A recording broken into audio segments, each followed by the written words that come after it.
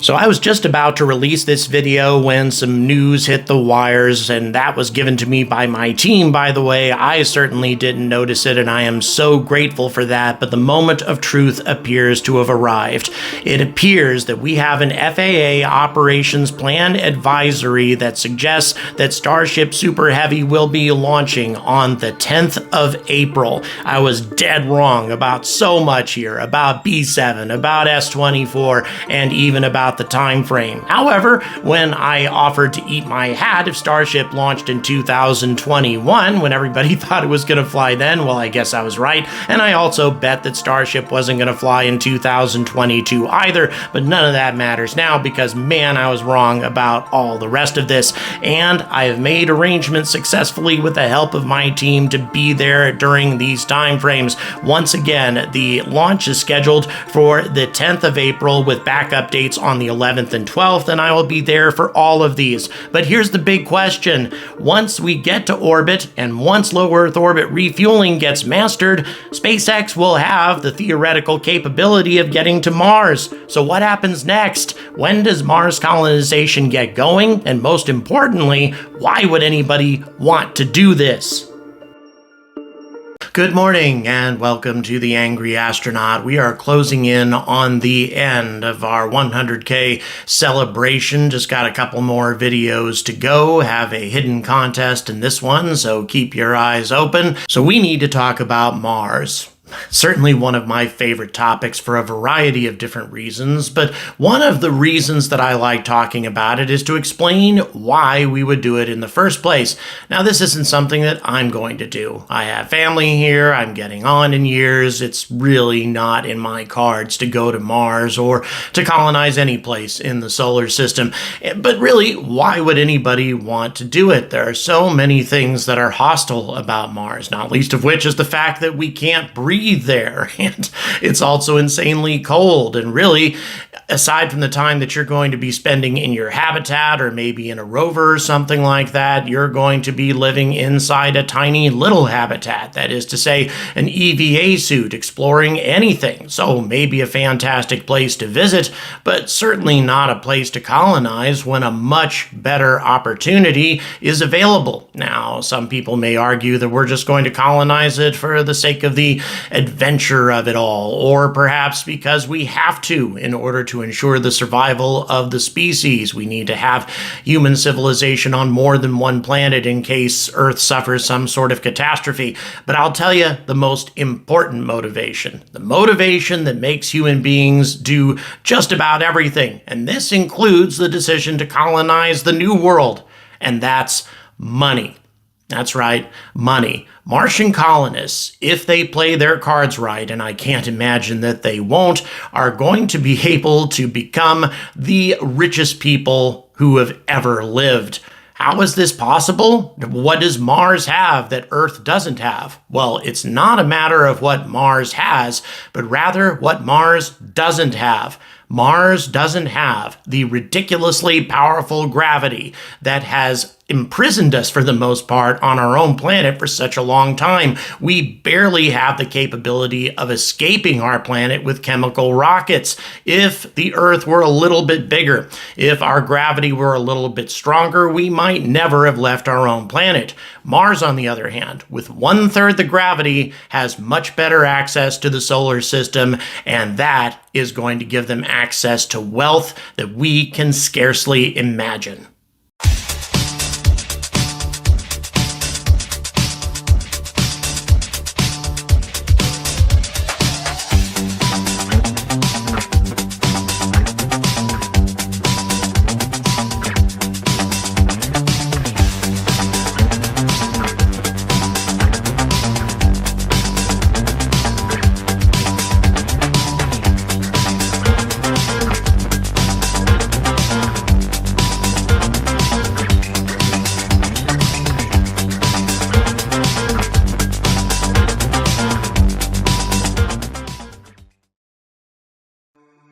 Well, guys, the moment of truth is nearly here. As I'm recording this right now, it appears that SpaceX is preparing to stack S-24 on top of B-7. And although we can't be entirely certain as to what they're going to do with this stack, as to whether or not they may do one more static fire before taking off, or use it for a suborbital flight, or use it for something else, it's difficult to say exactly what's going to be happening over the course of the next couple of weeks until SpaceX actually tells us, but it doesn't matter. This is all happening very, very soon.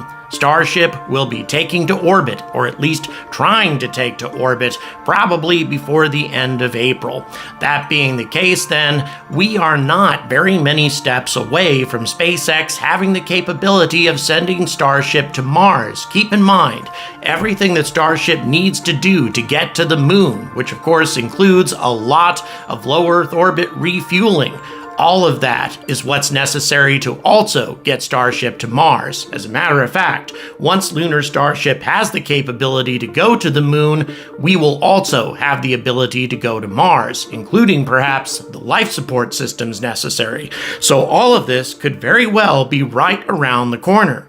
But regardless of when Elon Musk finally manages to realize his lifelong ambition of colonizing the Red Planet, who the hell is really going to sign up? Yes, there are some very enthusiastic people who love the idea of ending their days on another world, but is that enthusiasm really going to last once they're confronted with the harsh realities of traveling to another planet, let alone living on one? They will never see an ocean again. They will never see a tree again, at least not one that's naturally growing. They're not going to see any sort of the animals that they're familiar with anymore. They probably won't be able to even have a pet dog or cat. It'd be tough for a house pet to adjust to the circumstances on Mars, especially the 1/3 gravity. And the longer they stay on Mars and the longer their bodies have to go through the rigors of far lower gravity than they're accustomed to on Earth, which will probably include bone degradation, muscle mass loss, etc., they most probably will not be able to return. So why are people really going to commit to doing this in the long run? Well, as I said in the introduction, because of the insane amount of money involved. Have a look at this Delta V map. This really gives you the best idea as to the kind of advantages that Martian colonists are going to have over the rest of us when it comes to exploiting the resources of the solar system.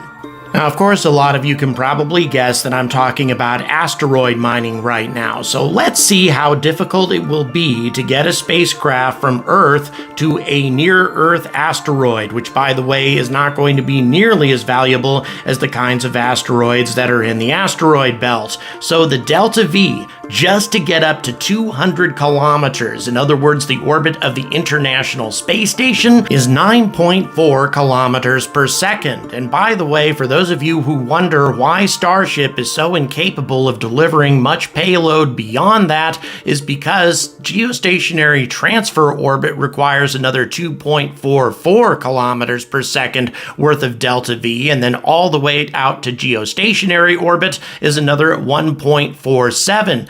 Overall, we're looking then at almost 4 kilometers per second, or nearly 50% of what it takes to get all the way out to low orbit in the first place in order to get something out to geostationary orbit. And of course, keep in mind that it takes all 33 Raptors and all of the incredible amount of fuel in Super Heavy just to get Starship out to low Earth orbit in the first place, and it takes the vast majority of fuel in Starship itself also to achieve low Earth orbit. So it's very, very tough to get that payload any further than low Earth orbit, which is why you need all that refueling.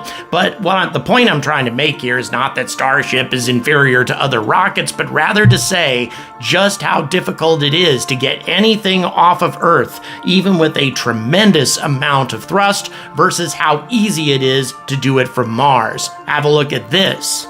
To get from the surface of Mars to the equivalent of low Earth orbit for Mars, you're only talking 3.8 kilometers per second. And for about 2 kilometers per second more, that puts you on the way to Earth, which means for a mere 5.8 kilometers per second, far, far less than it takes to get a rocket just from Earth to low Earth orbit, you can send a rocket from Mars to Earth. And it gets even crazier than that. For 8.5 kilometers per second roughly, or almost a full kilometer per second less than it takes to get a rocket from Earth to low Earth orbit, you can send a rocket from Mars to Jupiter with less fuel and far more efficiently. That is absolutely insane, and I think it gives you an idea of just how easily Martian colonists are going to be able to access just about anything in the solar system. Indeed, it would be easier for Martian colonists to deploy things into low Earth orbit than it's going to be for Earthlings to deploy things into orbit around their own planet. Let me put that a different way. It's easier for Martian colonists to send something to low Earth orbit, 54.6 million kilometers away minimum, as opposed to Earthlings to send something to a mere 250 kilometers away from their own planet.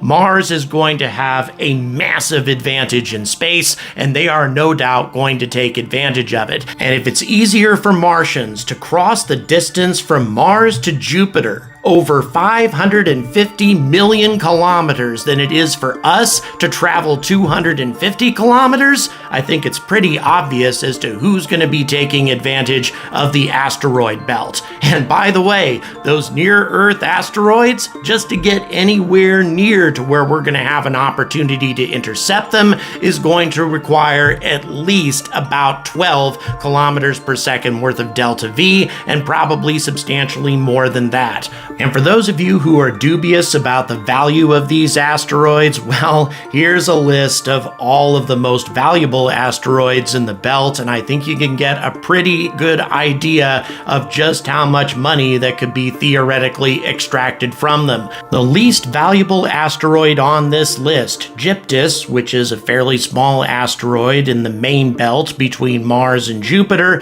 is worth over $3.3 quintillion, which is over 38,000 times the size of the entire world economy. Now, of course, some of you are going to say, well, yeah, but if you introduce that much in the way of valuable minerals and metals and that sort of thing from the asteroids, then they're going to become valueless. Well, yeah, if you do it like an idiot and introduce thousands and thousands of tons of platinum, for example, all at once, which would be about as stupid as finding a new oil strike and loading the market with billions of barrels of oil, which of course you wouldn't do. Instead, the Martians are going to be smart enough to exploit all of the resources on asteroids such as this one, 16 Psyche, and then feed it into the world economy bit by bit at a much lower price than we can mine it here, and of course with a lot less damage to the environment. Now, of course, some of you may also argue, well, why would they just try to exploit the asteroid belt from Mars? Isn't it going to be a lot better to just build some sort of huge rotating space station in the asteroid belt and then have belters exploit the asteroid belt? Pardon me for using the term. Well, yeah, but guess who's going to be able to build a space station like that far more easily than Earthlings are going to? Well, obviously it's going to be the Martians, given the fact that they have easier access to the asteroid belt and therefore easier access to the in situ resources that are going to be necessary to build a massive station like this. And also, it's going to be a huge pain in the ass to construct something like this, and you're going to need the artificial gravity in order to avoid complete degradation of the human body. For any bold asteroid miners who decide to establish themselves here instead of on Earth or Mars, which by the way is going to be a lot more formidable and a lot more difficult and unpleasant than living on Mars, but regardless, this could be done, and it's going to be easier for Martians to do it than Earthlings. And another disadvantage about these kinds of stations, Mars is rich in things like carbon, nitrogen, hydrogen, and oxygen, all biologically readily accessible forms such as carbon dioxide gas, nitrogen gas, and water ice and permafrost. You don't have that in the asteroid belt, nor do you have it on the moon for that matter. As far as in situ resource utilization is concerned, Mars has massive advantages over many other bodies in the solar system as well. For example, the moon is deficient in about half the metals of interest to industrial society, like copper, as well as many other elements like sulfur and phosphorus. Mars, on the other hand, has every required element in abundance, meaning that you can build ships on Mars, you can manufacture propellant on Mars, you can do whatever you want to on Mars to build an industrial society. And the reason for this is hydrologic and volcanic processes have occurred on Mars that are likely to have consolidated various elements into local concentrations of high-grade mineral ore. Indeed, the geologic history of Mars has been compared to that of Africa. And as any miner knows, Africa has tremendous mineral resources. But that's not the only advantage that Mars has. In addition to that, unlike the moon, Mars has ongoing access to solar power, whereas the moon, 14 days out of 28, does not. In addition to that, Mars can also generate power with wind, which obviously the moon cannot, along with just about any other place that you might want to establish a colony for exploiting the asteroid belt. Also, when people talk about Mars and the dangers that are going to be facing colonists there, the thing that's most commonly brought up is the subject of radiation. Radiation is going to kill every colonist on Mars within a couple years of our arrival, and that is simple nonsense. The radiation on the surface of Mars is far less intense than the radiation on the moon, the radiation in outer space. It's not even remotely the same thing. And there are many ways to shield against it on Mars that are a lot easier to manufacture than any place else in the solar system, including asteroids, the moon, or some sort of rotating base in the middle of space. If you can do all of these things on Mars far more easily than you can do it any place else, this is going to be the ideal place to build a base camp to exploit the rest of the solar system and get crazy rich in the process.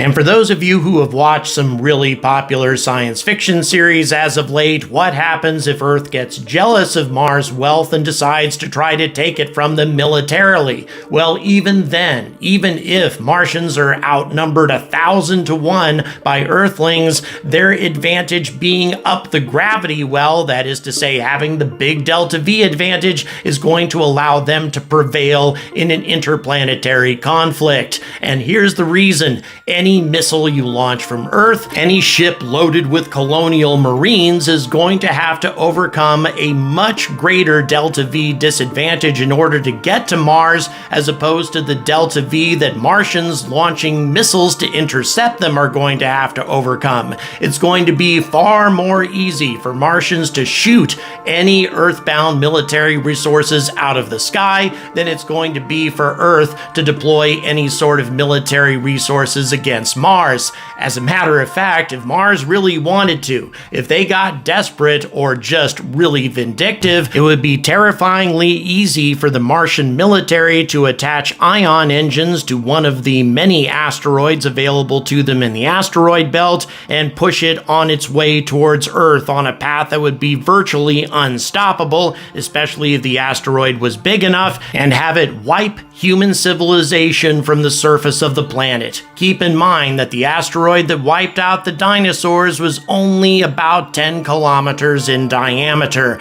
Mars would have the capability, in theory anyway, to send something far bigger Earth's way, and of course, the bigger it was, the more impossible it would be to stop it, and the more devastating it would be. Faced with this kind of threat, a terrified Earth would have no choice but to back down. And by the way, this is a bit of a terrifying future that we have in front of us in case things do get violent and interplanetary conflict becomes a reality in humanity's future. Let's hope that we gain a little bit of sense at that point, but it's hard to say. So that being the case, Mars having greater access to unbelievable mineral wealth throughout throughout the asteroid belt and throughout the solar system. Access to rare minerals, rare earths, and unusual metals that are going to be incredibly important to our growing civilization and its hunger for resources. And also, given the fact that Mars is a far easier place to set up a thriving colony than someplace in deep space or even on the moon, Mars is no doubt going to thrive and become incredibly rich once somebody gets the sense to colonize it. And I have a feeling that Elon Musk and SpaceX are on the leading edge. Smash that like, hit that subscribe, please hit those notification bells. It's very important for you to catch every episode that I release, and also please check out the description for ways to support my content as I keep churning it out and keep traveling the country. And as always, guys, stay angry about space.